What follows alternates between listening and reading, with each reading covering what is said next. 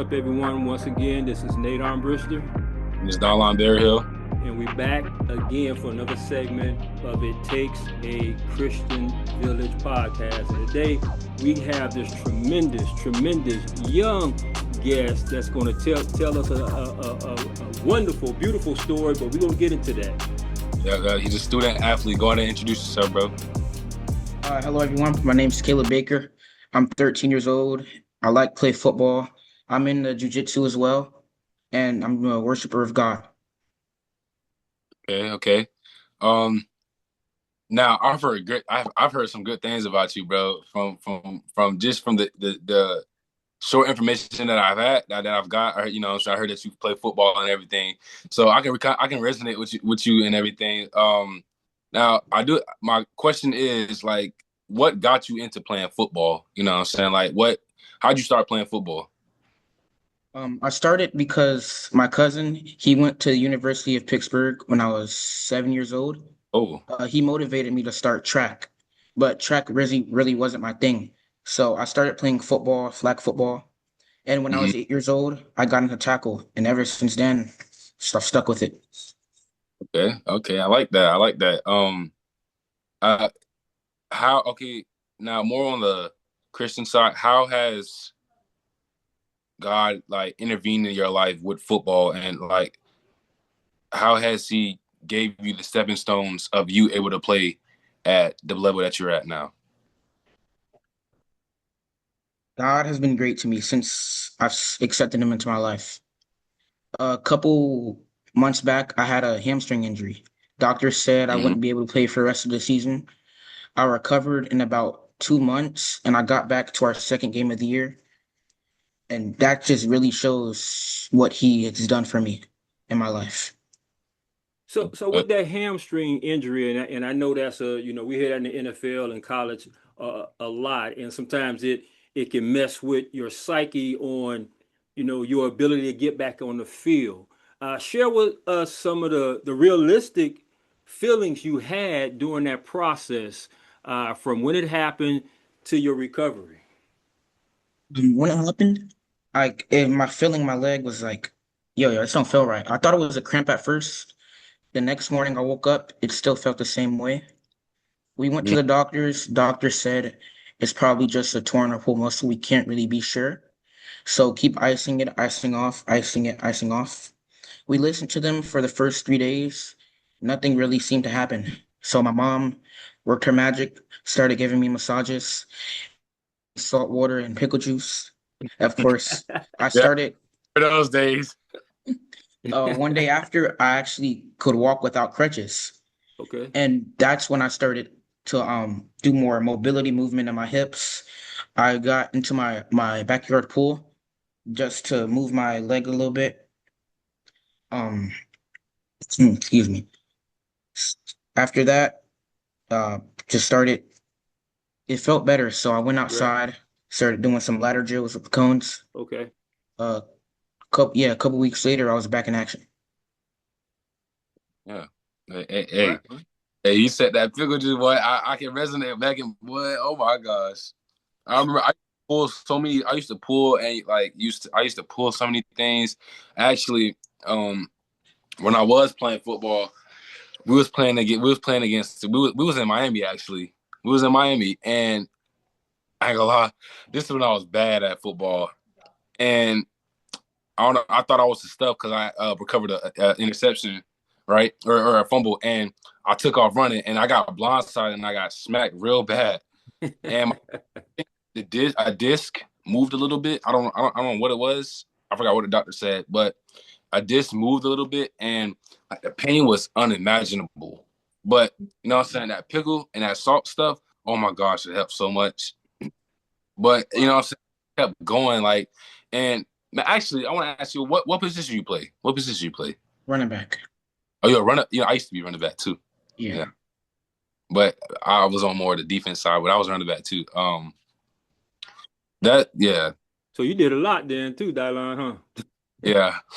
All around. So Caleb, when you was going through that injury and again just through that process, what was going through your mind and in your head about, the present and the future for you. And how did God help you with that? I was more mad than I was sad Okay. because I just worked so hard to get that starting spot. Um, I got mad at my coaches, got mad at my mom. I went home not talking to anybody, declined help from everyone in my household. That night, I went to the bathroom. Um, I saw like God in the, I'm not gonna say God, like I just saw a shadow figure in the hallway saying, Right. I promise you, keep going, you will get through it. I promise you, you will get through it. Mm. Um, I can't remember all of it. That's just all I remember from the top of my head because it was Right. late at night, you know? Mhm. And that made you secure, that vision or that encounter. Yes. And I just want to remind everybody, this is a 13-year-old talking right now. So Right. That's crazy. Um, so you were just saying that God keeps you going through tough time. He kept you going through that tough time. And you're a starter now, right? Yes. And that, like, you said you're into like training and like keeping your body right. That a lot of that stuff is hard, bro, because nowadays, people are lazy. and Yes. and a lot of people are lazy, and they say they play football and stuff like that, but real, like, I can already tell that you're good at football, and you wanna do better. You wanna play at that high level. But when I was your age and me wanting to play football, I was inconsistent, and I could tell that you're consistent because, like, it's hard to do things nowadays. It's hard. I mean, it's easy to go D1 in football, but at the same time, it's not. You have to have that skill, but at the same time, you have to have determination to go through the stuff that you went through. You know what I'm saying? You said you tore your hamstring and stuff like that. That stuff, that's a toll, especially you're in middle school, right? Yes. That stuff take a toll on your body, bro. And middle schoolers now, they're quick to give up. They say they tour something. Oh, I'm done with football. I'm just gonna do this, and that's what leads into middle schoolers going the bad route. But I'm saying God is, keeping you in that right situation, and it's good that you have God on your side because He kept you in that situation to keep playing football and keep following your dream. You know what I'm saying? So that's good. That's Exactly. And since Dylan was talking about, God on your side, and just you expressing how you overcame this particular situation in your life, just as a whole, and I know you're only 13, but just as a whole, um, who contributed to your your strong faith walk, and how has whoever this person is, how has they how have they been that pillar in your life to just keep you moving, keep you going, keep your eyes set on the Lord, keep believing in Him. Okay. Where does this come from? Because I know a lot of 13-year-olds or teenagers, period. And I think it's trying to get young people to realize they can have Christ in their life, which you do. And someone may hear something from you that would be beneficial. So, who's your spiritual cheerleader, basically? I'd probably say my grandmother. Don't get me wrong, my mother is still, but my grandmother has been there most of the time for my spiritual stuff. When I was younger, I had a lot of questions about God. She pulled me out of school a lot just to talk to me about that. Um, she pulled me into a private school with my mother at a very, very, very young age when I was like 2 years old. Mhm. They talked to me about Jesus Christ, how he died on the cross for our sins. Mhm. One day I accepted Jesus Christ into my life, June 14th of Mm, 2023. okay. that's good. Um, I went to this Oasis church. Pastor there said, please step up into the podium if you feel like it's time to accept Jesus Christ into your life. Thinking about all the stuff my grandmother's taught me, all the stuff I've been through with her, it just made me feel like the time was right. And since then, she's just helped me through like almost basically everything. So I really thank her. I love her for that.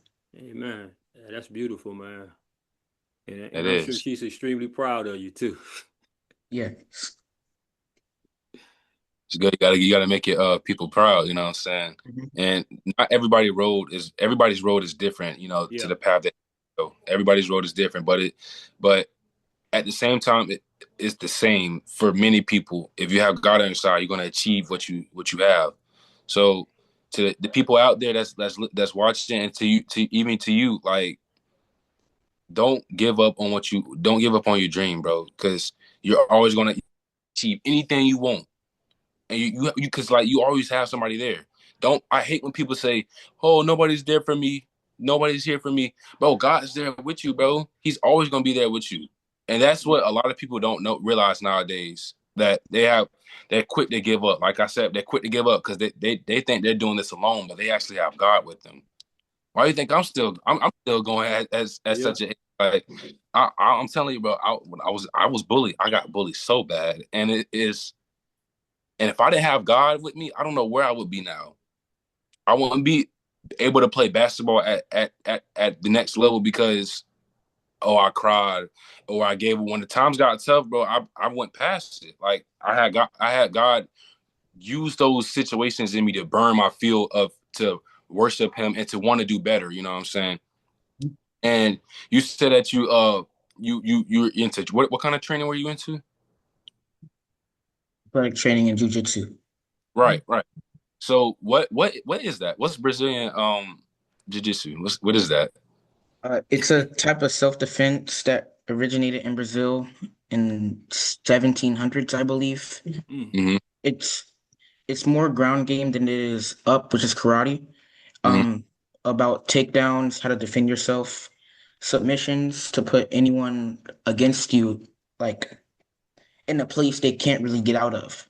Or if they stay there, they'll break something or pass out probably. Hmm. I'm just in there for my mental health mostly, Oh, not Right, to okay. defend myself. right. Okay. Okay. I got Good, you.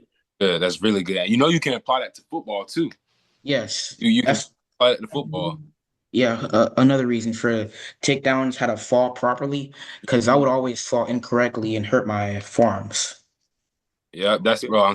I was when I played basketball, I always fall like every time I would try to get the rebound, I always fall on my butt and I would never plant feet. But like with the right training and with the right, because some of the stuff I self taught myself because I didn't really have that trainer or whatever. Like I looked at videos, but the most people that I looked at was like I looked at monks and stuff like that to see how they properly use their feet and everything. That's what really got me to my. That's what really got my footwork down to the court of what I'm saying, doing good in basketball. So that's good. How's school like? How's school? Mm. What school? He smiled on that one. Right. School right now, I say, is average. It could be better, but it got better since the last 2 weeks. One of my teachers have been going through a tough in the mood to teach us really. She's just been handing out assignments. Um, Also, I've been struggling to get to school because my phone broke. I don't know how to my brain doesn't know when to wake up on time also. Yeah, I'm like you Mm. too, bro. Yeah. And testing is coming up. For reading, I know I'm good. But for math, I think I'm on the struggling side. So Mm. that's where tutoring comes in. Yep. Yeah. Well, I'm bad at math too. I failed it in college. I had to take it twice in there. So I think we all had that. man, look. Now, when it comes to my money, then I could count very well when it comes to my money, Yeah. but but all those other things. But look, Caleb, you're saying all these amazing things, and I already know firsthand the extreme greatness that you have, how talented you are in the sport of football. But let me ask you a hard question. What if, for some reason, and you already went through the situation with the hamstring, what if for some reason football doesn't pan out for you? And I know you're only 13 right now, but I know you're looking at the future, and because you seem very meticulous on what you do and how you do.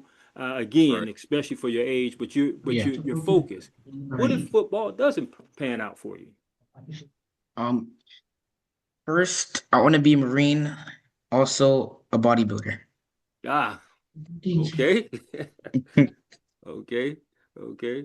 All right. hmm All right. Um, Marine, well, Okay. yeah, I I also I they gotta go also together. like music as well. Okay. So I think I'd be good at making beats as like a producer. Oh, well, you talk. Well, okay, go ahead. You take it from there, Dallon. That's your field of expertise, man. Well, no, well, he well, let you he know, pumped it. He pumped so much his I'm a screen music, went out. Go ahead. I'm a music, I'm a producer. Like I produce beats for artists and stuff like that. Um, so like what you do when you just said that, that's just like that made me. Oh shoot, okay. But if you ever want to like, if you ever want to know about any beats, just like hit me up and everything. Cause like, I'm telling you, bro, you always gotta have a B, and C plan. And if basketball don't work out, I mean football don't work out, you can always make beats because a lot of that you can make real money off that stuff, bro. And a lot of people don't put their music out because they think, oh, I'm gonna get clown for this or I'm gonna get clown for that. No, put your music out. You might never know what happens. Just Yeah. like in football, you need to put your highlights and stuff. Like you never know. There's always gonna be that one coach that's gonna look at you. It don't matter. It don't matter how good how or how bad that the highlight was. There's always gonna be that one coach that say, that kid got potential. He could really be something in my program. And you don't always have to start. You don't always have to start at a high level. You can always go from JUCO to get that experience. You know what I'm saying? To gain experience and get to up to speed for a college level, and then you transfer into like the high levels because you already your body and your skill and mental is already used to that college speed. And when I tell you college is way different than high school, when people say, "Oh, that college is not," no, it is, and I'm telling you firsthand. I've seen it, and I've played against it. It's not what it like. College is way different speed than in high. Like you said, bro. If once, and I'm not gonna say you won't. Once you get to that college level, bro, it's gonna your body's gonna be already used to it. You know what I'm saying? Because you already conditioned and you already trained for that. So, but hey, if the beats thing work, well, just hit me up because I can really show you something for real. I can, Hey, he may have some Yeah. talent, but man. yeah, He may have a whole lot of talent. Hey, right. but speaking of your talent, man, let me ask you this: what would you contribute the most challenging thing in your life right now at age 13? Other than sports, what would you consider one of the most challenging things? Mostly the thoughts in my head. Thoughts in your head? Yeah. Okay, Because I okay. just get a lot of doubts, a lot of bad things. Um, like things like I'm not gonna make it, I'm not gonna make it, I'm not good enough, I'm not disciplined enough, I have to work harder, I have to work harder. And that takes a toll on my body sometimes.